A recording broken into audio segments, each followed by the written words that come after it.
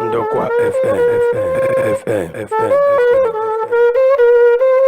I make no when your man na go nti FM bu chioma okocha kene bu Ndokwa digital radio kono national no ni oge dele ono dawo ono abo dele ubati kete di na iwo no di kete una mo shi otowo ogo ni in the party the campaign from one community to another and from one local government to another and kete and in Ndokwa FM the privilege to speak to one of the candidates Nana Choko Biaji for House of Assembly is currently a member of the Delta State House of Assembly and the Onatwashi ko Obiachi ni Odukenu or the Kitana. Can you could a call on wire Guano Onyobo? Hello, sir. Thank you and welcome to the program.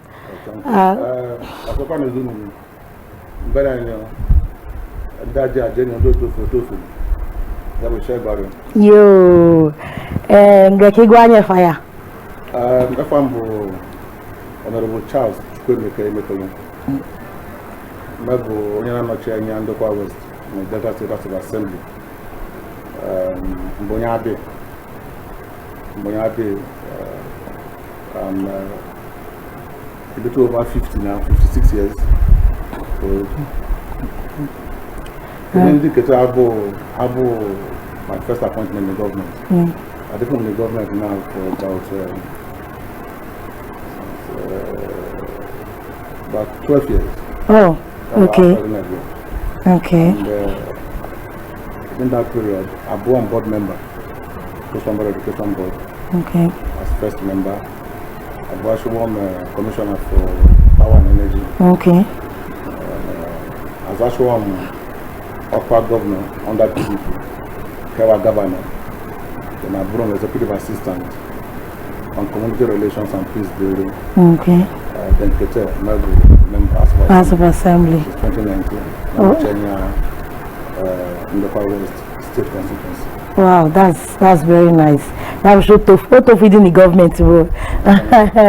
Okay, Benessa. Now, Ukwuani, you have been in the government for a very long time. And Kitana na inachoki Ebiachi. Onife Kikaru differently from if in the Aerophone Shede. In the government. I'm also more if in the Aerophone Igwe. But Kebu are not that thing Dichi. Ikaro ni Bajini Winnie Kennedy. What we do is look at never. I didn't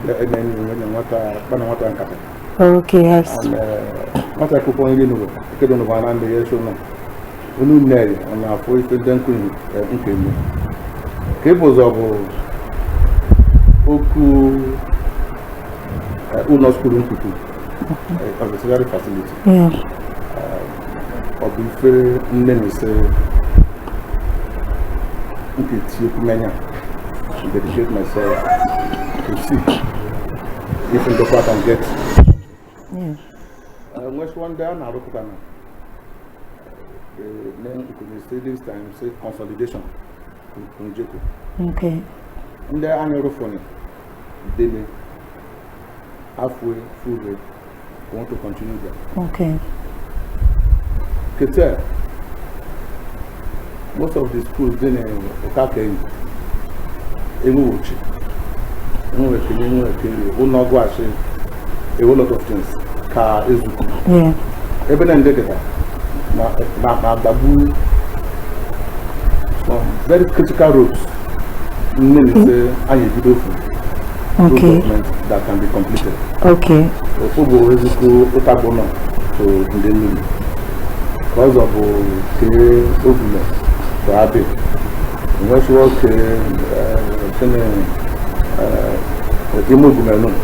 from Ubule also from Obogume to Umuchime. Okay. Then Otabono Evish. All of these roads. Never roof on it. It was nowhere. Hopefully, any person with more experience, with more contact with the incoming government. We'll go very far with them.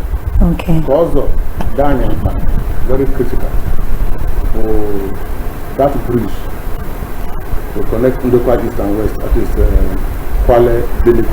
Okay, that's very important. It's not very far. If I don't go to say for our government to deliver that bridge, where they cannot, that's going to be completed. I follow up that project almost on a daily basis. Okay. So there are a lot of things to do. When you and when there's something we call educational assistant program. Okay. And I could go almost school. One day I'm for like 2 years now. My first come for such persons, I will go to train them and they become graduates. Oh. Something like that. That's nice. If they met the chairman of the committee on education, we able to get plenty of admissions in all of the schools. Even at Choro lecturing, in the annual movement from the civil service to lecturing, can do full in some critical areas. So,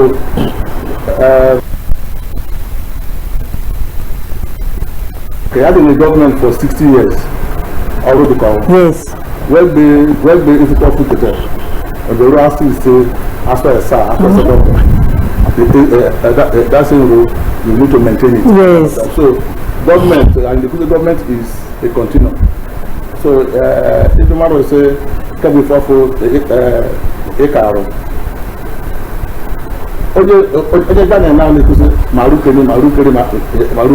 Maybe only a not. Because the photo will be okay. In 2019, June, by December, it was COVID. Yeah. Was COVID. As one never COVID after the 4 years. COVID. So, every time I say, marriage will be say there could be circumstances beyond your control. Yeah. So you are with the experience you are just accordingly and quickly get the quick ones you can get for your people. Yes. So we already power. Okay. And by the grace of God, when I fire, rushing. Okay, Mbenesa. Okay, Mbenesa. No, see for my narrow. Makoni, Malodini government will get Pamar Kona tree or do a mamma Koni only 2 and the Marek Komini. If fishing to Onyeke Jatwina Yekoko. Another question on Kajobo. On the office, when apart from Masaba, did you look push in there to any Yako? The Nike baby could. I know consensus office Ozoro Road Kuala. Oh, okay. And Ukwuani in the Jebe, she did give me a couple applications and all. But they bring them to us here to Twitter. I know. Address a bill. Then I mean, not the exact address, but right on the road. Okay. Just before you get to Winners Chapel on the left, there are 4 signboard never, and there's always somebody there, always. And it's a fully furnished office. Okay. On my phone, accessible. So we know the most of the applications. Then I choro. Ebe kwe dem and they bring them to me. Yeah, I know. So also when na choro, anu logba na twebe office kedi. Ona di jebe ni dem ko. Ma ko no di dem say o no so we say be ye. Obu ko so any other thing too. Okay. Any other thing is. Thank you very much, sir. On a bill, this new thing on Gabo, this new thing on only a bill kick a sponsor for this thing on Ikabaye, at least one particular bill. Okay. Okay. I'm also at the level of state legislature. Any bill, Iketi Ekai. Yet you can see bill and build in Ndokwa West constituency. So, it has to be a state bill. Now, Our full state bill, therefore means that Union Dozo must koyeka to get it done. If we can get them no bill, Bo and Ndokwa bill, none of this. Bo Kenjini Bido, Oku School Nkukuna. You know, see the document in NNU, I put it there. Nkuna, because even before now, Njefuniru, no Oku School, no. Kobo say Obu, the complete school, but at least a campus of university. So they're not very hopeful. So you can bagaba. Cause nne say ke anyarufa ayam, but the implementation on na erode. Can I indicate a committee in the house called legislative compliance, meaning that also when you feel how school is wrong, we need to double check. That particular bill with the open grazing bill. Now Amarom say Ndokwa land, the very affected by the farmer headers clashes. So you can and I didn't need that bill. Can need the areas then when you can implement it properly, so whether we can just tweak it. Cause of, because they're always there. Cause of the other bill and passing into law on community policing. This issue of security. Community policing. The reason I would say in the optimism say I am by the grace of God, online article is winning at the federal level. Our promise will say, okay, me state police.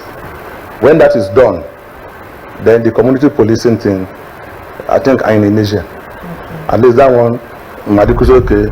Local West communities, Ukwuani, Bio, Otagogbe, and you know our own local police around. So those three, the Mumpaigwa, 5 years. Why first time you couldn't save the Mumpaigwa, especially Oku school when you question it, because photo for Ndokwani don't agitated for higher institution. That is true, but I be cool anyway. Because the government make school ethnic nationalities. I don't think that is a parameter for establishing schools. One of the most important parameters, even if we get what infrastructure, it helps. It helps to attract upgrading. If I mean with this one, we just upgrading. I would say upgrading in a college of education, nobody will upgrade it. I would say Anwai, Abuna University campus, nobody will upgrade it. I would say Abuna Polytechnic, nobody will upgrade it. So there has to be something on ground before you can upgrade. I'm not saying a campus of the School of Marine Technology in Kwale. And you say so are able to move the Delta North campus of Delsu to Ndokwa land. That will be added. So as time and history will reckon, a governor will come and say, okay, let's also upgrade this to a proper final tertiary facility. Okay, that's good. Even the Delsu, because I finished from Delsu. Delsu Bidoni as teacher training college, modern school, teacher training college, to College of Education, to campus of Bensu, before it became Delsu. So evolution. Then we begin to plan to also evolve that one.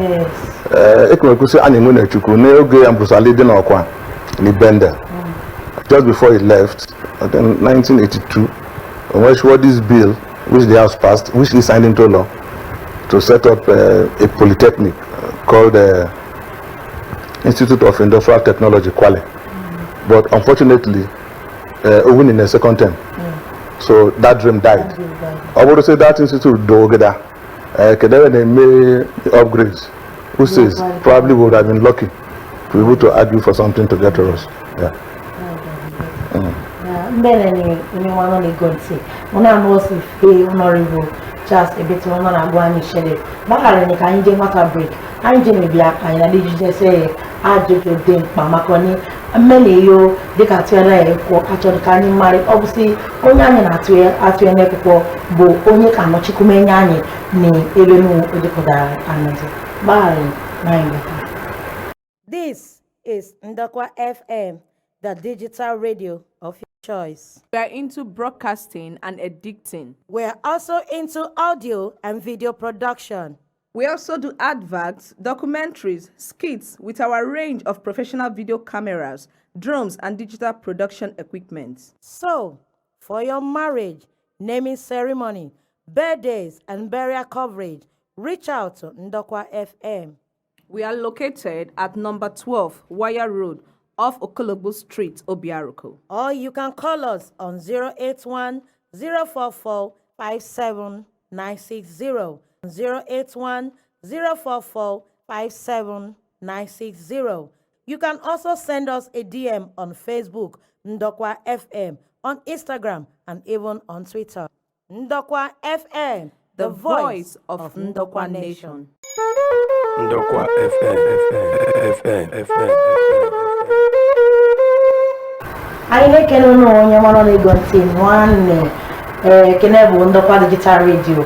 Daily phone akono anwan onunu enike no get daily onye mera na kparoka na beni sheribu onye bu Honorable Charles Emetulu ya bu member House of Assembly ya na acha shikobiaji House of Assembly ya mo onye mera ya dini beni ishede ade sagida mbene izini mashallah nyoku kite ofadodo ndika juji te npabu oku mmiri no n'ikporo Oka Kenny. I'm actually this now for continuous something. I'll be feeling anytime you money almost poor Suzo and I'm not causing problem. Now is when anything I mean we came in to checkmate this for coming year. Because with this year you can am from flood but when anytime can we keep them to checkmate this flooding. Okay. Cables of Madikuse when also say water will find this level. When they make controllable milk. Electrical keno wana when you find natural water channels. Inekuma with due respect, Aba Ndokwa is Kai Joe, Kai Gbira, Kai whoever assign in charge in a bid to modernize. Most of them are from blocking of drainages to building on natural waterways. You know, this flooding when they go flooding. About so the natural road Naga Kinoso. So number one, as a nationality, NNU should also link up with other nationalities, learning with similar challenges. Yes. Number two, each of the communities. When I go and say Obodumbabe when a town planning committee. I'm also when a better where Ghana, Jane, then when illegal structures were sent out. So yeah. That should be recommended for every community. Where would they say if you say you can go? And then don't worry. I will sandfill it, I will build. I don't know in a building. And that's what you can faka. Because not in Ebenu must find a way to flow. So the first solution, Bo, and Amaruo, these natural waterways, let us not disturb them. Then Ndokwa government, perhaps the one major solution, and this is federal, may the government there, when the state now by the law, when the state by the law, the River Niger and Benue should be dredged. I think Odikbu too shallow, with the Niger River particularly. Yeah. They should be dredged. If it takes an entire budget cycle to dredge it, so that when this water comes, water will have a place to stay on its own. To be the major thing government name it. Apart from that, only some communities did right by the river bank. Government should also build offshore walls and embankments for such communities, and then open up all the drainages. Also, when a gutter, dig it and obodo, the government. Can the government name sanitation every last Saturday of the opportunity? Open up the water channels. And marbe porunji dirty ni suye ime gutter. At the end of the day, in a Shindo Yubo television, even with flooding, it is more human activities that cause flooding. Ndokwa nekwe umana kose ndokwa iso oya mbure purenyo. The water levels that she be. In this last one, Ndokwa East was most affected, followed by Ndokwa West before Ukwuani, because umana kose the plane didn't any. You know, so then under no nation they should begin to plan to also move up, because with time nabi libani me obodo ija bokete amarese when in those days now that side be the community, but it's already erosion and all. So Oku flooding,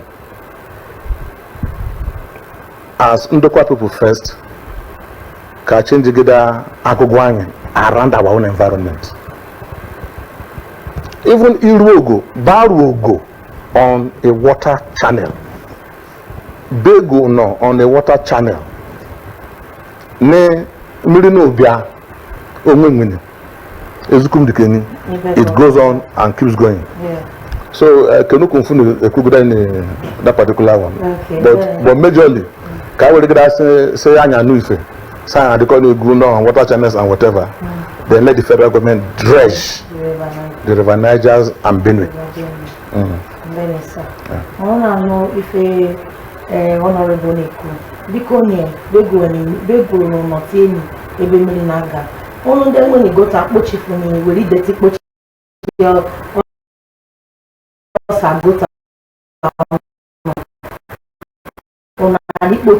So that many dako no different work and ga makoni mmiri udumiri neje abiaji and amai from kasona akanjo carry ke akaforo when if Ndokwa na po atu abi atu yes therefore now open land like this, short shrubs and grasses. Yeah.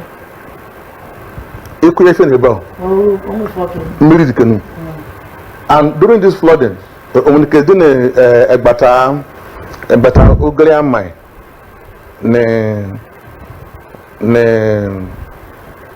Otabono flooded. Mirinu. Okay, yes, sir. Just close the road. Yes. That's the natural water channel. Ijebe kete or kofo. So. Okay. Then sir. When we think onye marchi go tire the tikpofugine kanyo fugina ke diga le sukeni and they don't church ke government dey ke aro wuri yemi of what does on the Kanajobo by any this PDP led administration yellow she Ndokwa nation she anidina a benefit dikele ndozo non a benefiting under this ndozo the kendere because the Ndokwa the Soko, the cannot, the Ubo. Okay, can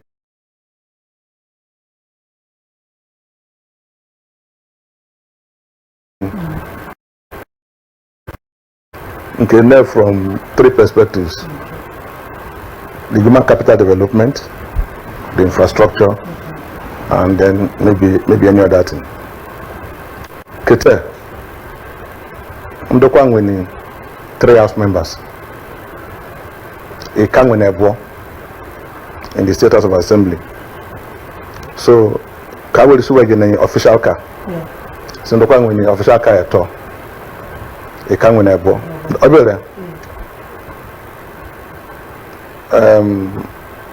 Ye commissioners. Kete, Ndokwa winning no. I only 4 commissioners in this state now. Ndokwa East has 2, West 1, Ukwuani 1. And Okwande and Jigide, at least 2 of them. Football housing, which is very critical because of finance, which is Kete, Mbonyo Ukwuani.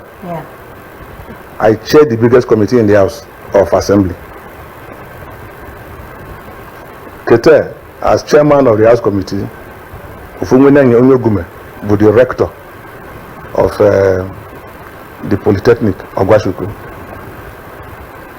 There are other appointments. After commissioner, next rank was special advisor. Ndokwa at least 2 special advisors, if not 3, or even more. After special advisor, Olu executive assistants. Ndokwa executive assistants. After that one, Olu SSA, senior special assistant. Ndokwa plenty special. After that one, Olu special assistant. Ndokwa. Okay. Now, before I go to the next one, the Kifan Kuni Nebeni earlier, maybe off camera at that time, say, it's come up as a politics. I don't know for the political class in Ndokwa being mobilized purposely for the sake of Ndokwa. If I couldn't, but Ndokwa West America, East America, Ukwuani America. But 2019, Anye Basani, and so was it for a full year. So we formed a forum under the leadership of the Deputy Speaker. And Deputy Speaker of the State, Ukwuani. That committee, the 3 House members, the commissioners, the 3 council chairmen, a can with the 2 council chairmen, Ndokwa when at all,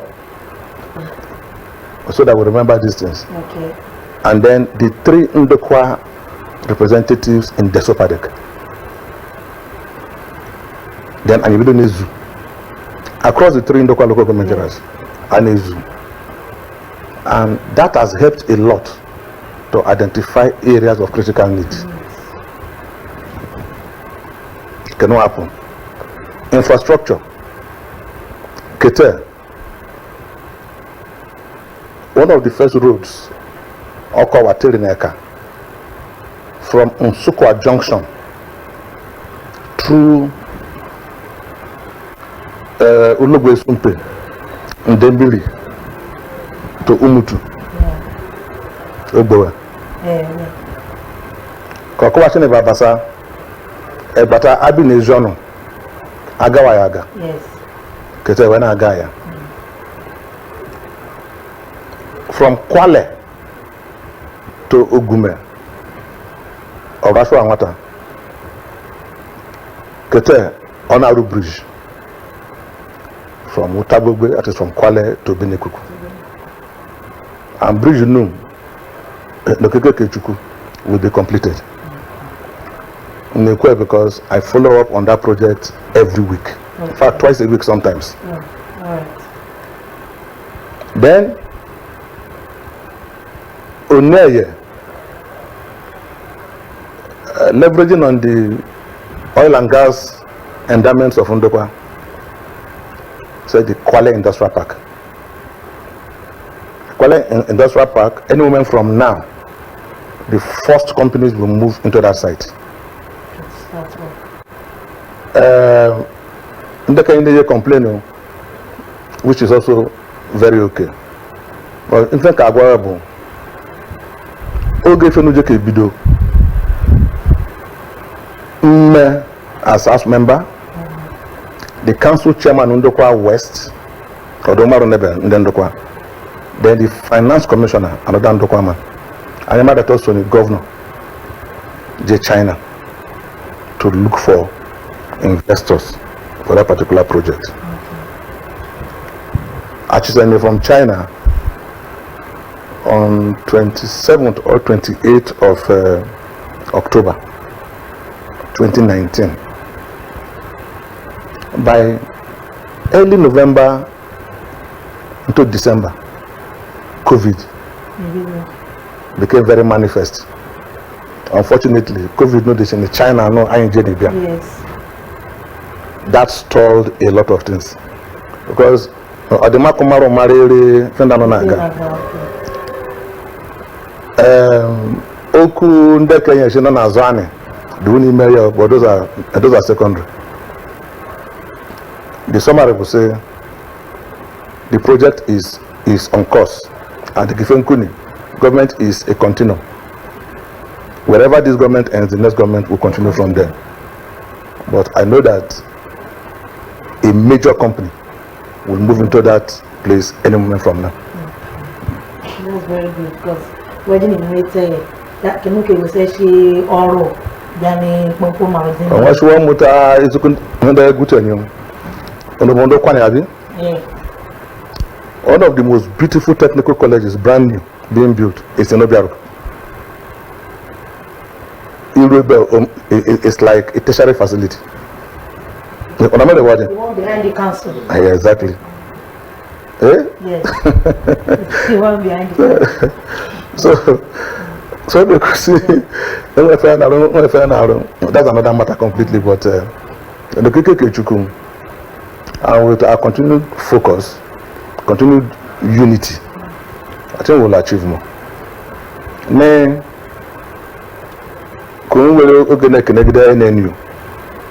When these new NNU people came on board, they reached out to us. Then, and then we interface, suggestions, and some of the things that we agreed on are becoming manifest. Particularly, we say, headship of a school, which is why today Professor Achuenu is the rector of the Polytechnic of Gwashuku. And the professor is looking at Karo and on the few other things. How do they know? Also, between the government and the Okebiri, there must be interface. You know, when she might find there, and say, maybe one leader or one big man, don't Okebiri. Can I marry yourself? When she in contact, maybe one phone call and then everything gets done. So in Jogene and Ekuse with a united front, I think we'll achieve more. Yes. We will achieve more in Jesus' name. Amen. Thank you very much, sir. Lastly, the last question on menu, Anika Drebo. Can go and then a going can make a going and then I find a going and they can watch her in radio. See, question or question Loshi EU work at Winekopo. Kebu want Kebu that is why you are the man to get the votes. Why do you think you are the man? Okay, I'll give you a document. A politics, Delta State. My focus has been in Ndokwa, 100%. In Ndokwa. So now can more than 500 people. Full-fledged government jobs, particularly teachers. And if I saw my friend level, have gone ahead to better themselves, and they have been upgraded.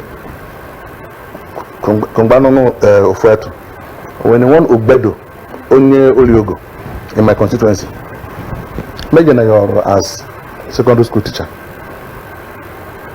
I went to school, got a master's, and got a PhD. Secondary school teacher. The moment I began in these two universities, because I want to lecture. It didn't take 2 minutes. we fixed him there to lecture. For me, that is progress. That one alone self is the only one that I might achieve. Obviously, the drive will not be there to do what he has done. Ogemban and PPEB. And then Ndokwa, they are among the most senior teachers in the school system. I do in the US school as principals. Before I left the board, there was no Ndokwa man was level 16 in school as a principal. Most of the people in our phone don't get most of the boys don't have. When they know, some of them are on secondment to me now. It cannot happen. In these last 4 years, at least 20 people continue getting any teaching from the technical schools to the secondary schools. Ekema universities. There's even one now who is an architect and I just go on fire somewhere. Now, the beauty was most of these people are more.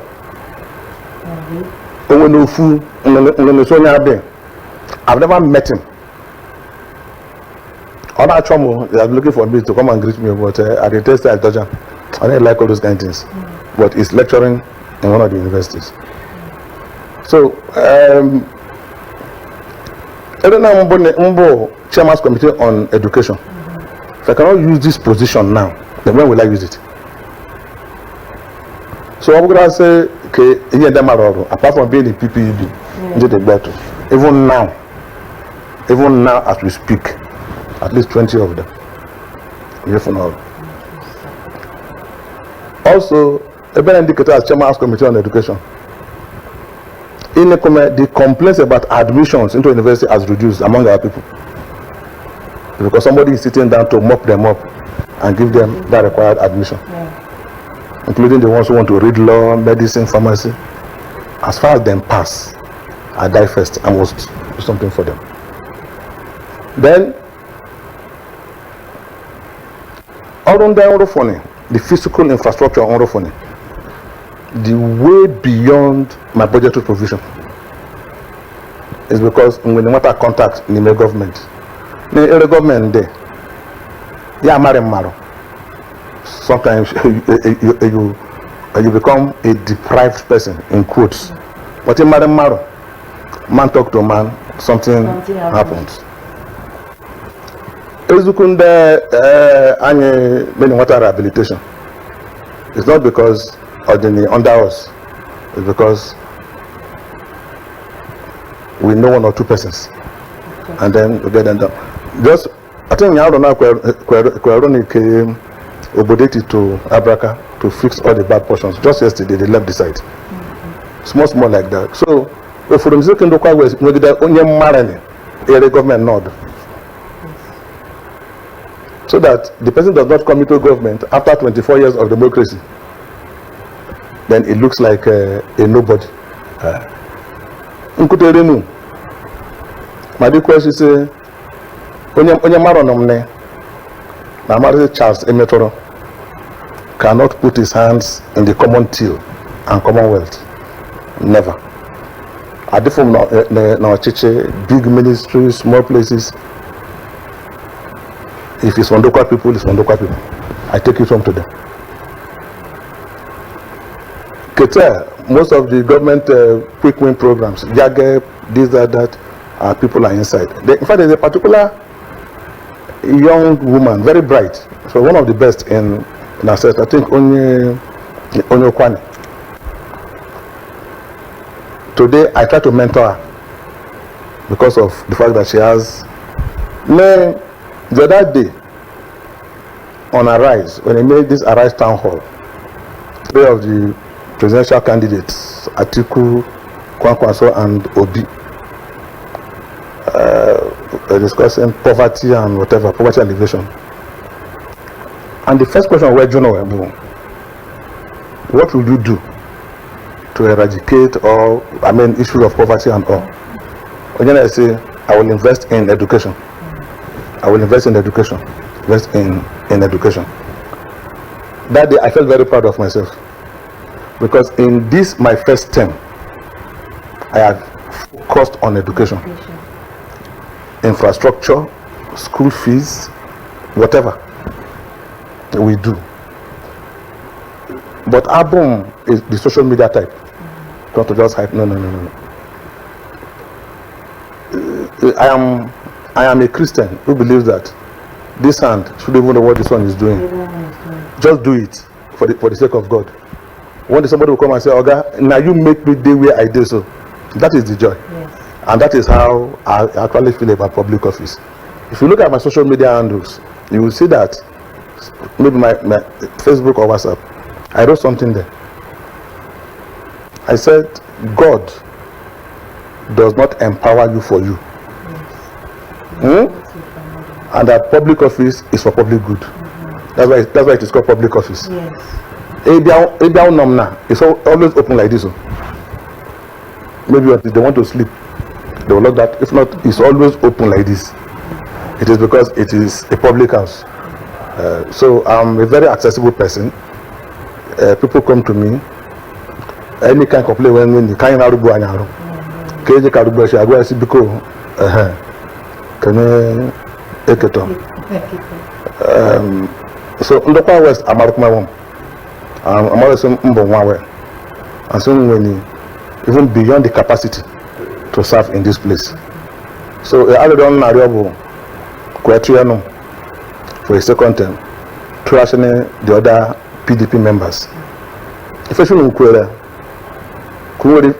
at the federal level, as as Okwa presidency, I took risk of winning the experience at that presidency level. That should count for something. Initially, the governorship of Delta State only Chigbune House of Assembly for 6 going to 7 years, which is like a micro delta, when the capacity to lead. Then to make the thing sweeter for me, Nnam from Ndokwa West with the running mate to Sheriff. So where we go, the Kwetrianani. What was your name, Nnamdi? If not for anything, Nnamdi is because he is a youth. He is a youth. All the way on one neighbor, about 27 youths from Ndokwa. No, even. They were not people. Ufuku. And say, you guys who have become digital natives, so you live and breathe social media. None of you is even ready for leadership. You see, because another 4 years now, I am 61 years old. I born my son Kazoji Assembly after this next 4 years. But everyone no. Mouth on herself. After me, 70 years old because people are not ready. And can you another challenge anyway? So no need any radio, television. GK many regular programs on how to is it mobilize, sensitize, or orient our young ones. We should get some genuine interest in the art and practice of governance. If not, the vacuum will just be there, and it will be unfilled. Me personally, I'm ready to mentor anybody who is interested. So where Biko, where Trianani, ne Delta bu PDP, Ndokwa back to opposition. Delta bu PDP. I would say Delta bu PDP, then Ndokwa should be in PDP. Not just that we will win, no, but we should win very well so that our voice can be loud in government. Adesso. Bene. Ogni anno le gonze, e bene che adojo aigan bajo honorable de komitiga ni ubochi kiti. De lo no fone o si fono ni ku isele. Umelo shi iyabo onye me de ko ya trainer for. Dike lo o shi ni ku o kucha koro so ku. Shi ni mbido se be lunje be meye. O manu aso ko so sun oyibo. Ukwuani ko na so. Anyi Ndokwa ko ojeko da no Kenya ni. So they don't funa also na force ifoku nebo ife balon nente ngo biko di fun de ori PVC ono o mo tu e na ya no bochi election o so ko ya so kuno ka tu eni so no tu ya sini ka nde ke shi de ka no Kenya House of Reps Senate Presidency Governorship o so mo 5/5 she not to anywhere. Bell of she on article election without PVC. Jadi the only PVC on Cocoa evolution to anywhere. Kuwe Winnie, kuwe not Nyani, Koma. Kifedini Ndokwa ni Ukwuani, Koma. FM Buchioma Okocha, or the road, Ogoza.